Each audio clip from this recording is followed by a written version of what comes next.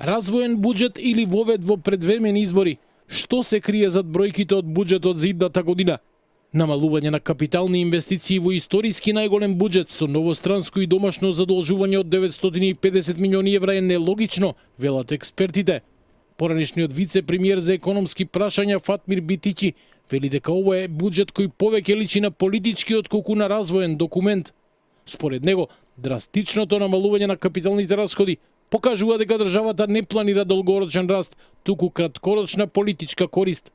Вели дека со зголемување на платите и пензиите, владата не стимулира продуктивност, туку се обидува да купи доверба кај гласачите. Сметам дека показателите и другите, па земете го и процентниот раст на бруто домашниот производ, па и на инфлацијата се далеку од вистината и нема да зборуваме во наредниот период додека се усвои буџетот за развоен буџет, туку повеќе за купување на социјален мир и од една страна зголемување на приватната потрошувачка, кој што очигледно е единствениот адут на оваа влада за растот во земјата. И професорот Абил Бауш со сличен став. Тој предупредува дека ако кратењето не се прави поради добро планираните капитални инвестиции, туку само за да се покаже дека владата работи домакински, тоа може да ја намали економската активност и да го уназади развојот. Ако новите задолжувања не се насочат кон реални инвестиции и се искористат само за враќање на стари долгови, државата ризикува да ја изгуби финансиската стабилност, вели Бауш. Уште еднаш се гледа дека не можеме никако да ги консолидираме нашите буџетски приходи и расходи.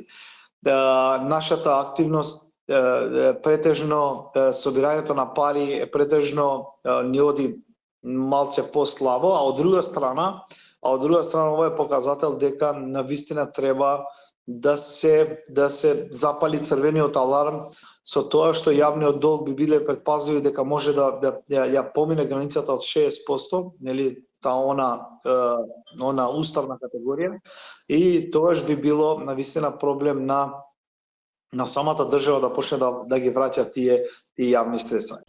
Исплатата на долговите од 700 милиони евра за евроврзницата и уште околу 200 милиони за други странски обврски ќе биде најголем товар за буџетот во 2026 година. Поради тоа, владата планира ново задолжување, кое според министерката Гордана Димитриевска-Кочовска може да надмине 1 милијарда евра. Предлог буџетот за наредната година предвидува 6,7 милијарди евра расходи, 6,1 милијарда приходи и дефицит од 3,5% од бруто домашниот производ.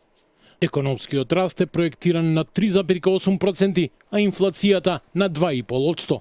Но експертите предупредуваат, клучното прашање не е колку ќе се собере, туку како и за што ќе се потроши секој евро.